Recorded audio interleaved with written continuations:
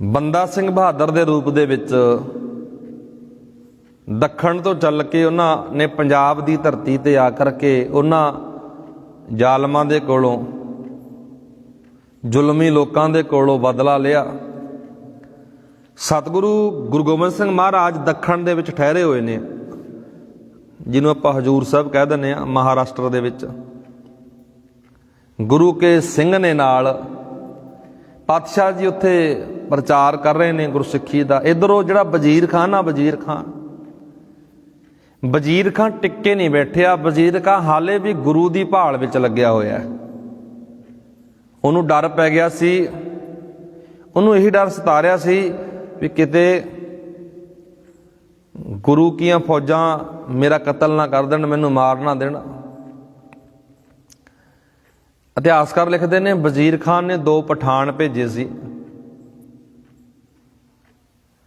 ਉਹਨਾਂ ਪਠਾਨਾਂ ਨੂੰ ਇੱਕ ਤਿੱਖਾ ਸਾਰਾ ਛੁਰਾ ਦੇ ਕਰਕੇ, ਖੰਜਰ ਦੇ ਕਰਕੇ ਉਹਨਾਂ ਨੂੰ ਇਨਾਮ ਦਿੱਤੇ ਗਏ। ਬਾਰੇ ਆਖਿਆ ਸੀ ਵੀ ਤੁਹਾਨੂੰ ਇਨਾਮ ਦੇਵਾਂਗੇ ਵੀ ਤੁਸੀਂ ਦੱਖਣ ਦੇ ਵਿੱਚ ਖਬਰ ਮਿਲੀ ਹੈ ਵੀ ਗੁਰੂ ਗੋਬਿੰਦ ਸਿੰਘ ਮਹਾਰਾਜ ਰਹਿ ਰਹੇ ਨੇ,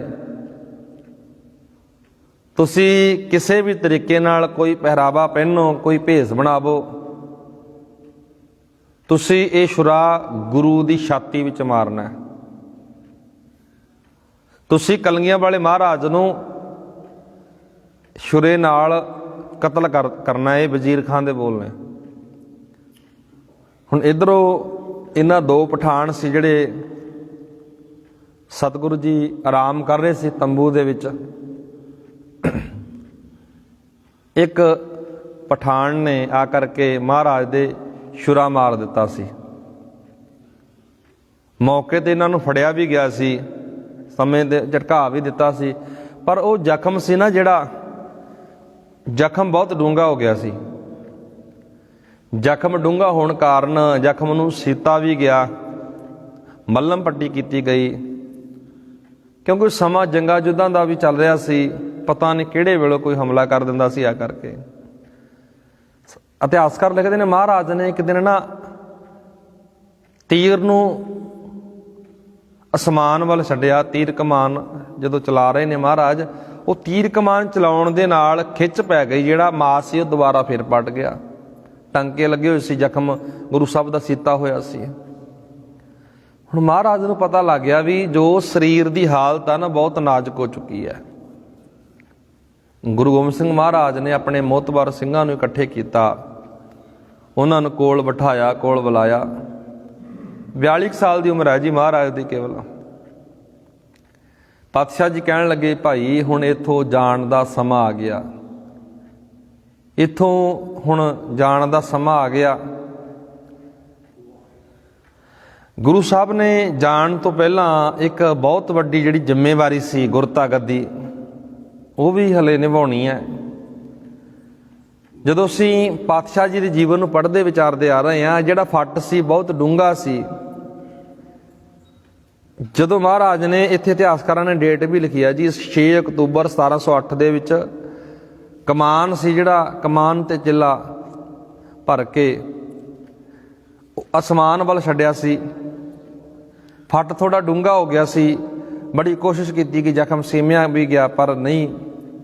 ਪਾਤਸ਼ਾਹ ਜੀ ਨੇ ਦੀਵਾਨ ਸਜਾਇਆ। ਦੀਵਾਨ ਸਜਾ ਕੇ ਸਾਰੀ ਸੰਗਤ ਸਾਹਮਣੇ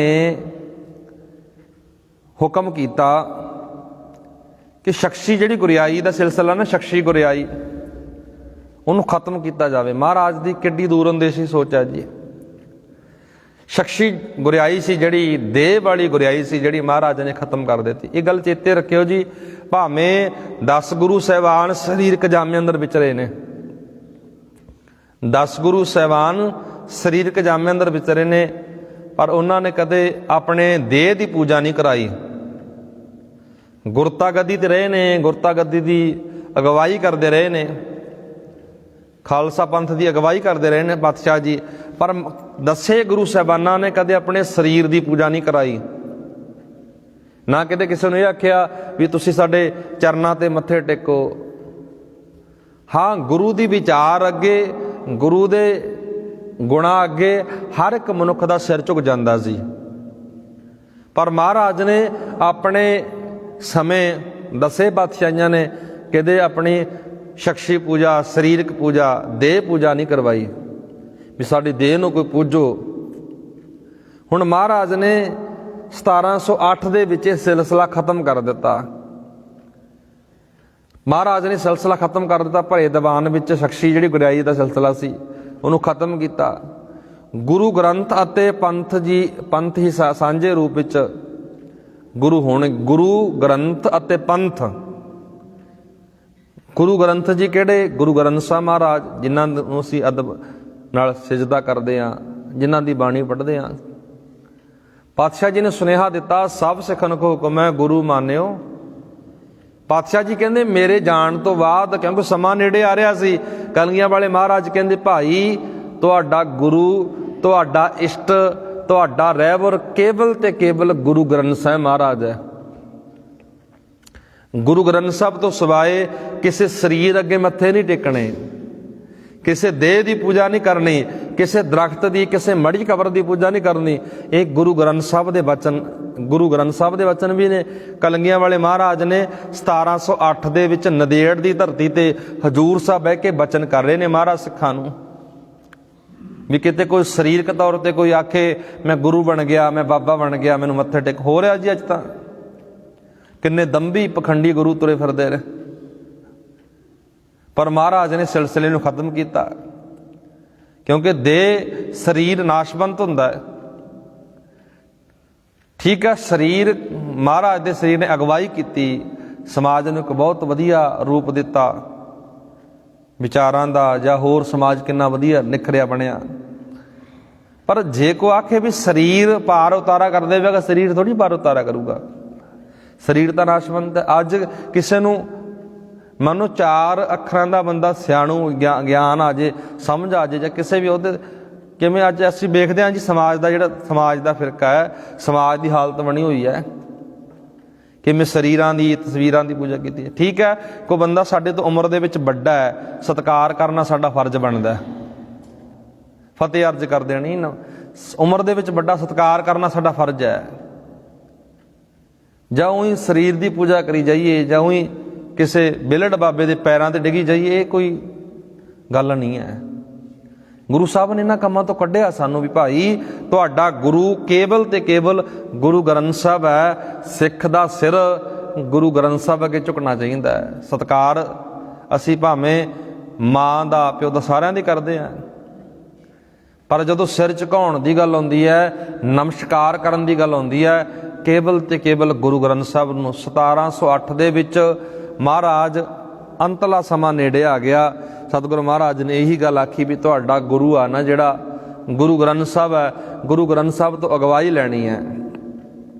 ਪਹਿਲਾਂ ਆਪਾਂ ਪਿੱਛੇ ਪੜ੍ਹ ਕੇ ਆਏ ਹਾਂ ਜੀ, ਖਾਲਸਾ ਪੰਥ ਦੇ 5 ਪਿਆਰਿਆਂ ਦੇ ਰੂਪ ਵਿੱਚ ਗੁਰੂ ਹੋਣ ਦੇ ਜਿਹੜੇ ਸਿਧਾਂਤ ਸੀ, ਸਿਧਾਂਤ ਨੂੰ ਮਹਾਰਾਜ ਨੇ ਪ੍ਰਗਟ ਕੀਤਾ। ਗੁਰੂ ਗੋਬਿੰਦ ਸਿੰਘ ਮਹਾਰਾਜ ਨੇ 1699 ਦੀ ਵਿਸਾਖੀ ਆਪਾਂ ਵਿਚਾਰ ਕੇ ਆਏ ਸੀ, ਉੱਥੇ ਵੀ 5 ਪਿਆਰੇ ਸਾਜੇ ਮਹਾਰਾਜ ਨੇ। 5 ਪਿਆਰਿਆਂ ਦੀ ਚੋਣ ਕੀਤੀ, ਖੁਦ ਅੰਮ੍ਰਿਤ ਛਕਾ ਕੇ ਉਹਨਾਂ ਤੋਂ ਖੁਦ ਮਹਾਰਾਜ ਨੇ ਅੰਮ੍ਰਿਤ ਦੀ ਦਾਤ ਲਈ। ਚਮਕੌਰ ਦੀ ਕੱਚੀ ਗੜੀ ਦੀ ਗੱਲ ਕਰ ਲਓ, ਜੋ ਉੱਥੇ ਵੀ ਮਹਾਰਾਜ ਨੇ 5 ਪਿਆਰਿਆਂ ਦੇ ਹੁਕਮ ਨੂੰ ਸਿਰ ਮੱਥੇ ਕਬੂਲ ਕੀਤਾ, ਪ੍ਰਵਾਨ ਕੀਤਾ। ਜਦੋਂ ਅਸੀਂ ਪਾਤਸ਼ਾਹ ਜੀ ਦੇ ਸਮਕਾਲੀ ਕਵੀਆਂ ਬਾਰੇ ਪੜ੍ਹਦੇ ਹਾਂ, ਇਤਿਹਾਸਕਾਰਾਂ ਬਾਰੇ ਪੜ੍ਹਦੇ ਹਾਂ, ਉਹਨਾਂ ਨੇ ਬੜਾ ਕੁਝ ਲਿਖਿਆ ਜੀ। ਏਕ ਦਿਵਸ ਕਾਰਨ ਤੇ ਆਗੋ, ਇੱਕ ਦਿਨ ਕਾਰਨ ਬਣਿਆ, ਮਿਲ ਕੇ ਸਿੰਘਨ ਪੁੱਛਣ ਲੱਗੇ। ਸਿੰਘ ਜਿਹੜੇ ਮਹਾਰਾਜ ਨੂੰ ਪੁੱਛ ਰਹੇ ਨੇ, ਕਾਵਨ ਰੂਪ ਆਪਨ ਪ੍ਰਭ ਕੀਨੋ, ਤੇ ਕੋ ਜਵਾਬ ਭਾਂਤ ਇਹ ਦੀਨੋ। ਜਦੋਂ ਮਹਾਰਾਜ ਤੁਸੀਂ ਸੰਸਾਰ ਤੋਂ ਚਲੇ ਜਾਓਗੇ, ਪਿਆਨਾ ਕਰ ਜਾਓਗੇ, ਅਸੀਂ ਗੁਰੂ ਕਿਹਨੂੰ ਮੰਨਾਂਗੇ। ਬਾਹ ਸਮੇਂ ਗੁਰੂ ਬੈਨ ਸੁਣਾਇਓ। ਬੈਨ ਦਾ ਅਰਥ ਹੁੰਦਾ ਜੀ ਬਚਨ। ਸਿੰਘਾਂ ਦੀ ਗੱਲ ਸੁਣ ਕੇ ਕਲਗੀਆਂ ਵਾਲੇ ਮਹਾਰਾਜ ਨੇ ਬਚਨ ਸੁਣਾ ਦਿੱਤੇ। ਖਾਲਸਾ ਆਪਣੋ ਰੂਪ ਬਤਾਇਓ, ਮੇਰਾ ਰੂਪ। ਮਹਾਰਾਜ ਤੁਸੀਂ ਚਲੇ ਗਏ, ਤੁਹਾਨੂੰ ਕਿੱਥੋਂ ਦੀਦਾਰ ਕਰਾਂਗੇ ਤੁਹਾਡੇ। ਇੱਕ ਤਿਆਰ ਬਰ ਤਿਆਰ ਸਿੰਘ ਦੇ ਵਿੱਚੋਂ ਤੁਸੀਂ ਮੇਰੇ ਦੀਦਾਰ ਕਰ ਸਕਦੇ ਹੋ। ਕਲਗੀਆਂ ਵਾਲੇ ਮਹਾਰਾਜ ਦੇ ਬਚਨ ਨੇ। ਕੋਈ ਤਿਆਰ ਬਰ ਤਿਆਰ ਸਿੰਘ ਸਜਿਆ ਹੋਵੇ ਸਿੰਘ, ਉਹਦੇ ਵਿੱਚੋਂ ਤੁਸੀਂ ਮੇਰੇ ਦੀਦਾਰ ਕਰ ਸਕਦੇ ਹੋ, ਦਰਸ਼ਨ ਕਰ ਸਕਦੇ ਹੋ। ਖਾਲਸਾ ਆਪਣੋ ਰੂਪ ਬਤਾਇਓ, ਖਾਲਸ ਹੀ ਸੋ ਮੈਂ ਮਮ ਕਾਮਾ, ਖਾਲਸੇ ਵਿੱਚ ਹੀ ਮੈਂ ਵਰਤਾਂਗਾ। ਬਖਸ਼ ਕਿਉ ਖਾਲਸ ਕੋ ਜਾਮਾ, ਇਹ ਖਾਲਸੇ ਨੂੰ ਇਹ ਜਾਮਾ ਬਖਸ਼ ਦਿੱਤਾ, ਇਹ ਜਾਮਾ ਦੇ ਦਿੱਤਾ। ਅੱਗੇ ਦੋਹਰੇ ਦੇ ਵਿੱਚ ਕਹਿ ਰਹੇ ਨੇ, ਖਾਲਸ ਮੇਰੋ ਰੂਪ ਹੈ ਹਉ ਖਾਲਸ ਕੇ ਪਾਸ। ਗੁਰੂ ਗੋਬਿੰਦ ਸਿੰਘ ਮਹਾਰਾਜ ਕਹਿ ਰਹੇ ਨੇ, ਖਾਲਸਾ ਮੇਰਾ ਰੂਪ ਹੈ, ਮੈਂ ਖਾਲਸੇ ਦੇ ਨਾਲ ਹੀ ਰਹਿੰਦਾ ਹਾਂ। ਖਾਲਸਾ ਦਾ ਅਰਥ ਪਤਾ ਕੀ ਹੁੰਦਾ? ਸ਼ੁੱਧ। ਅੱਗੇ ਸਤਿਗੁਰੂ ਜੀ ਬਾਰੇ ਕਵੀ ਲਿਖ ਰਹੇ ਨੇ, ਆਦ ਅੰਤ ਹੀ ਹੋਤ ਹੈ ਖਾਲਸ ਹੀ ਮੈਂ ਬਾਸ। ਆਦ ਤੋਂ ਅੰਤ ਤੱਕ ਖਾਲਸੇ ਵਿੱਚ ਹੀ ਮੇਰਾ ਵਾਸ ਹੈ, ਖਾਲਸੇ ਵਿੱਚ ਹੀ ਮੇਰਾ ਨਿਵਾਸ ਹੈ। ਸਤਿਗੁਰੂ ਮਹਾਰਾਜ ਇਹ ਵਿਚਾਰ ਦੇ ਰਹੇ ਨੇ। ਅੱਗੇ ਦੋਹਰੇ ਦੇ ਵਿੱਚ ਫੇਰ ਲਿਖ ਰਹੇ ਨੇ ਜੀ, ਸਾਰਾ ਇਹ ਸਮੇਂ ਦੇ ਸਮਕਾਲੀ ਕਵੀਆਂ ਨੇ, ਇਤਿਹਾਸਕਾਰਾਂ ਨੇ ਗੁਰੂ ਦੇ ਪ੍ਰਥਾਏ ਸਾਰੀ ਇਹ ਵਿਚਾਰ ਦਿੱਤੀ ਹੈ। ਅੰਤ ਵੇਲੇ ਦਸ਼ਮੇਸ਼ ਪਿਤਾ ਜੀ ਗੁਰੂ ਗ੍ਰੰਥ ਸਾਹਿਬ ਨੂੰ ਗੁਰਿਆਈ ਬਖਸ਼ ਕਰਕੇ ਨੰਦੇੜ ਦੀ ਧਰਤੀ ਤੇ ਜੀ ਹਜ਼ੂਰ ਸਾਹਿਬ ਜਿੱਥੇ ਆਪਾਂ ਜਾਂਦੇ ਹਾਂ, 7 ਅਕਤੂਬਰ 1708 ਦੇ ਅੰਮ੍ਰਿਤ ਵੇਲੇ ਦੀ ਜਿਹੜੀ ਰਾਤ ਗੁਜ਼ਰਦੀ ਹੈ, ਸੰਮਤ ਬਣਦਾ ਜੀ 1765। ਕਲਗੀਆਂ ਵਾਲੇ ਮਹਾਰਾਜ ਨੰਦੇੜ ਦੀ ਧਰਤੀ ਤੇ ਜੋਤੀ ਜੋ ਸਮਾਉਂਦੇ ਨੇ, ਜੋਤੀ ਉਹ ਸਮਾ ਗਏ। ਮਹਾਰਾਜ ਗੁਰਤਾ ਕਰਦੀ ਗੁਰੂ ਗ੍ਰੰਥ ਸਾਹਿਬ ਨੂੰ ਦੇ ਗਏ। ਚਿਖਾ ਤਿਆਰ ਕੀਤੀ ਗਈ, ਨੰਦੇੜ ਦੀ ਧਰਤੀ ਤੇ ਕਲਗੀਆਂ ਵਾਲੇ ਮਹਾਰਾਜ ਦਾ ਸੰਸਕਾਰ ਕੀਤਾ ਗਿਆ ਚਿਖਾ ਤਿਆਰ ਕਰਕੇ। ਜਿੱਥੇ ਗੁਰੂ ਜੀ ਜੋਤੀ ਉਹ ਸਮਾਏ, ਉੱਥੇ ਹਜ਼ੂਰ ਸਾਹਿਬ ਦੇ ਨਾਮ ਦਾ ਗੁਰਦੁਆਰਾ ਹੈ ਜੀ, ਜੋ ਕਿ ਖਾਲਸਾ ਪੰਥ ਦਾ ਤਖਤ ਵੀ ਹੈ। 5 ਤਖਤਾਂ ਵਿੱਚੋਂ ਇੱਕ ਤਖਤ ਹੈ। ਇਸ ਤਰ੍ਹਾਂ ਸਤਿਗੁਰੂ ਮਹਾਰਾਜ, ਆਪਾਂ ਅੱਜ ਗੱਲ ਕਰ ਰਹੇ ਸੀ ਜੀ ਉਹਨਾਂ ਦੇ ਜੋਤੀ ਜੋਤ ਬਾਰੇ। ਕਲਗੀਆਂ ਵਾਲੇ ਮਹਾਰਾਜ ਜੋਤੀ ਸਮਾਉਂਦੇ ਨੇ, ਸੰਸਾਰ ਤੋਂ ਬਿਆਨਾ ਕਰਦੇ ਨੇ। ਗੁਰੂ ਕਿਰਪਾ ਕਰੇ ਜੀ। ਇਹ ਸੀ ਲੜੀਵਾਰ ਵਿਚਾਰ ਜਿਹੜੀ ਆਪਾਂ ਬੜੇ ਲੰਮੇ ਸਮੇਂ ਤੋਂ ਗੁਰੂ ਗੋਬਿੰਦ ਸਿੰਘ ਦੇ ਜੀਵਨ ਬਾਰੇ ਕਰ ਰਹੇ ਸੀ।